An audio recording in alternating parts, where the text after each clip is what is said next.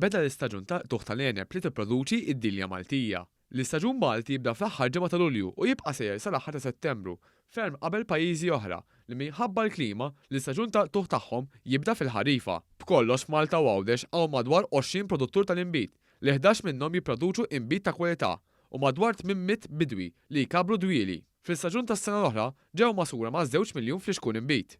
Falqa ġewwa tal-Virtu, Emanuel Kalleja li għandu diversi dwieli beni qed tal-eneb, spjega kif l-enba Maltija itajba għax-Chardonnay. Spjega li n-nixfa li kellna matul is-sena ħallit effett ħażin fuq id-dwieli. Kenna xitwa mhux waħda, kenna tlieta dejjem waħda inqas minn oħra. Mbagħad biex ikompli jiġi naqa' kontri x-xogħol it-temperaturi teljew ħafna. Qed tifhem? Imma issa nittamaw għas-sena li ġejja. Jekk forsi tkun għax hekk kulħadd hekk qed jgħid issa suppost ħaqna waħda tajbi xitwa u nirranġaw.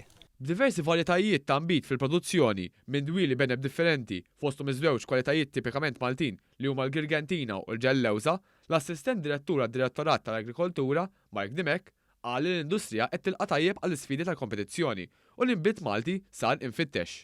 Ftit qabel ma qata l-ewwel naqbut eneb ta' dan l-istaġun, il-Ministru għall-Agrikoltura Anton Refalo faħħar li l-bdiewa għal ħidmithom. Dis-sena reġa' kellna nixfa tal-ilma kemm fis-staġun tar-rebbija u fix-xitwa, però minħabba sakrifiċċji kbar li jagħmlu l-bdiewa, naħseb li għal dis-sena wkoll se jkollna nbit ta' kwalità għolja infittex mit-turisti u anki renomat fl-Unjoni Ewropea.